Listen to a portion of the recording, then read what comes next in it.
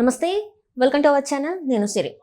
విడుదల రజనీ గారికి అయితే మంత్రి పార్థసారథి గారు అయితే గట్టి కౌంటర్ ఇచ్చారు. ఇంతకీ ఏమైంది అనేది మనకి వివరించడానికి మనతో పాటు ఉన్నారు ప్రముఖ సీనియర్ జర్నలిస్ట్ దుర్గా కుమార్ గారు.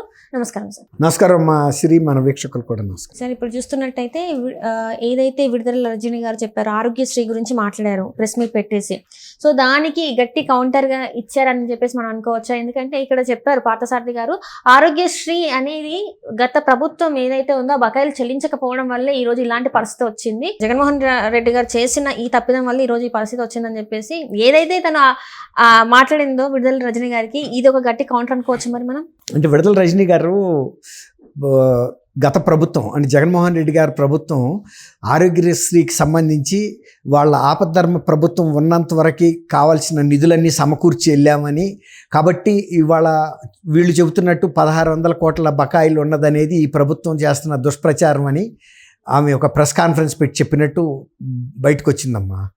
అయితే ఏంటంటే ఆపద్ధర్మ ప్రభుత్వం ఉన్నప్పుడే ఈ ప్రైవేట్ ఆసుపత్రుల సంఘం ఏ ఆసుపత్రులు అయితే ఆరోగ్యశ్రీ పథకాన్ని అమలు చేస్తున్నాయో, ఆరోగ్యశ్రీ పథకాన్ని అమలు చేస్తున్న ప్రైవేట్ ఆసుపత్రుల సంఘం వాళ్ళు ప్రభుత్వానికి అల్టిమేటం ఇచ్చారు. మీరు కనుక మాకు ఈ బకాయిలు 1600 కోట్లు చెల్లించకపోతే మేము ఆరోగ్యశ్రీ సేవల్ని నిలిపివేస్తామని.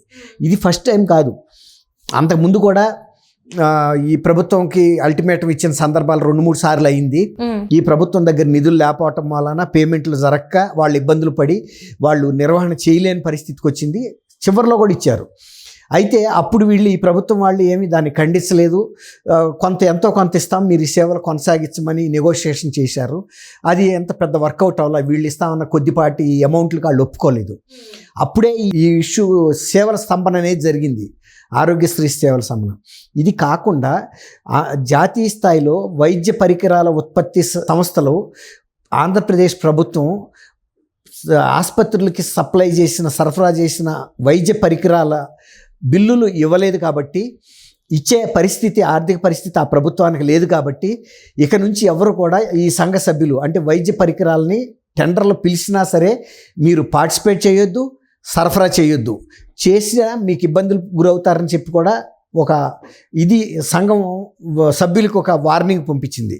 అదే విషయాన్ని ఆంధ్రప్రదేశ్ ప్రభుత్వానికి కూడా లేఖ రాసింది.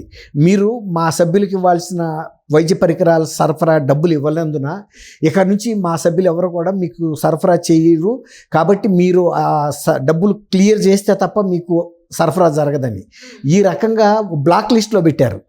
ఆంధ్రప్రదేశ్ ప్రభుత్వానికి ఇదేం కొత్త కాదు.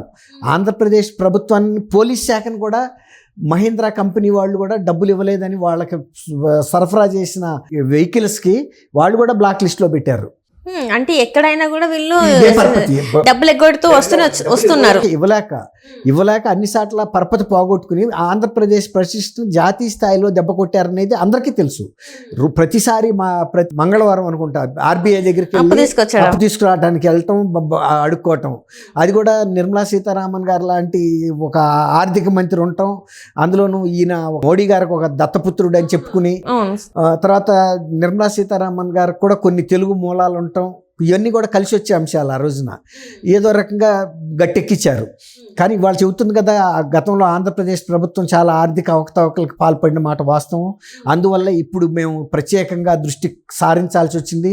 ఒక రాజధాని లేని రాష్ట్రం ఆంధ్రప్రదేశ్ అని కూడా చెప్పారు కదా. అందువల్ల ఈ ఎన్నో అవకతవకలు జరిగి ఒక అనాథ రాష్ట్రంగా మిగిలిపోయింది. అందువల్ల మేము ప్రత్యేకంగా దృష్టి సారించి నిధులు సమకూరుస్తున్నాము. మా హామీ ఉంటుంది పోలవరానికి కానీ, అమరావతికి కానీ, తర్వాత ఇతర రాజకీయ వెనకబడిన రాయలసీమ, ప్రకాశం జిల్లాలకి, తర్వాత ఉత్తరాంధ్ర జిల్లాలకి మేము ప్రత్యేక నిధులు ఇస్తామని కూడా ఆయన చెప్పారు కదా. ఇవన్నీ కూడా గత ప్రభుత్వంలో వైఫల్యాలని కేంద్ర ప్రభుత్వానికి తెలియదని కాదు, తెలిసినప్పుడు బిడ్డలాంటి వాళ్లే కదా. ఒక రాష్ట్రం మీద ఒక చర్య తీసుకుంటే అల్టిమేట్గా సఫర్ అయ్యేది ప్రజలు. ఇప్పుడు వీళ్ళు ఎన్ని అవకతవకలు పాల్పడ్డారు. 700 కోట్ల రూపాయలు సర్వే రాళ్ల మీద ముఖ్యమంత్రి ముఖచిత్రాన్ని చెక్కించడానికి ఖర్చు పెట్టాడంటే ఏమన్నా ఉపయోగం ఉండేదా? ముఖచిత్రం ఉండటం వలన ఆయన కాపలా కాస్తాడు ఆ భూములకి. సర్వే రాయి అనేది గుర్తు కోసం, దాని మీద ఆయన ముఖచిత్రం అక్కర్లేదు కదా.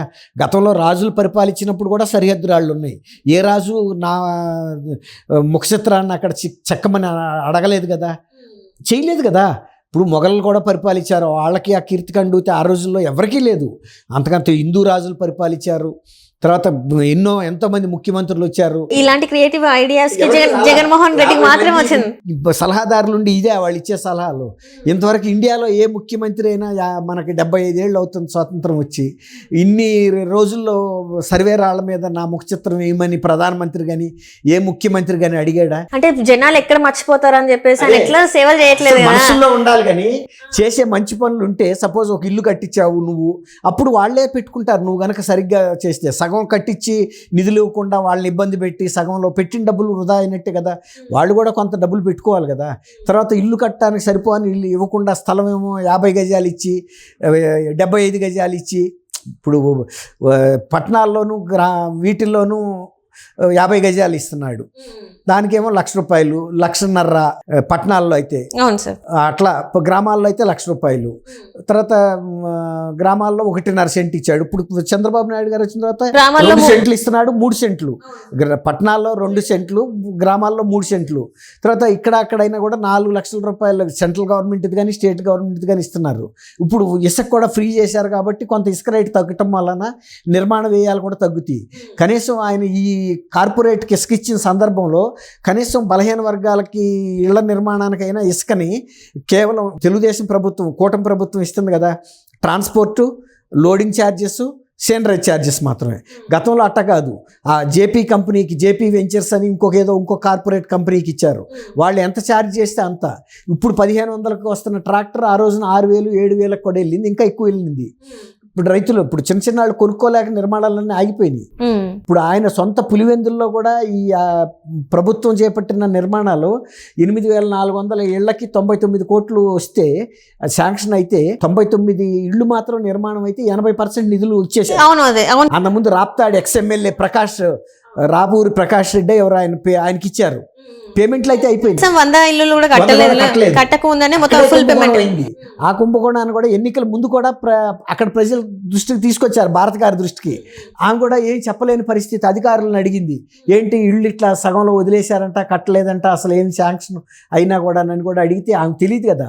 ఆమె ఏమనుకుందంటే ఈయన జగన్మోహన్ రెడ్డి గారి నియోజకవర్గంలో ముఖ్యమంత్రి కాబట్టి చాలా బాగా చేస్తుంటారు అనే ఒక ధైర్యంతో ఆమె ప్రచారానికి వచ్చింది.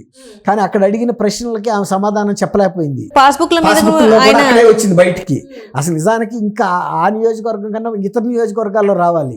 కానీ ఆయన సొంత నియోజకవర్గ ప్రజలే ఆయన బొమ్మను సహించలేకపోయారు. ఎవరైనా ఇప్పుడు పూర్వీకుల నుంచి వస్తున్న ఆస్తికి ఈయనెవరమ్మా? ఏ ముఖ్యమంత్రి అయినా అట్లాంటి బుద్ధి తక్కువ పని చేయకూడదు. చేసినందుకు జనం అడగరా? ఇప్పుడు అట్లాగే మీరు అన్నట్టు రజనీ గారు చెప్తున్నది వాస్తవం కాదు. 1600 అంతకు ముందు కూడా వచ్చినప్పుడు వాళ్ళు ఖండించలా. వాళ్ళతో చర్చలు జరిపారు. లేదు ఇంతో కొంత ఇస్తాం, మీరు ఈ ఆరోగ్యశ్రీ సేవలను కొనసాగించమని. కాబట్టి ఇప్పుడు ఇవి చెబుతున్నది అంత సమంజసం కాదు. ఒకవేళ కనుక అదైతే వాళ్ళు శాసనసభలోనే ప్రశ్నించవచ్చు కదా, 1600 బాకీలు లేవు అని. కానీ అక్కడికి వెళ్ళి చర్చించకుండా ఇక్కడ బయట నుంచి మాట్లాడటం సమంజసం కాదు కదా. Right sir, right. Thank you. మన వీక్షకులు కూడా నమస్కారం.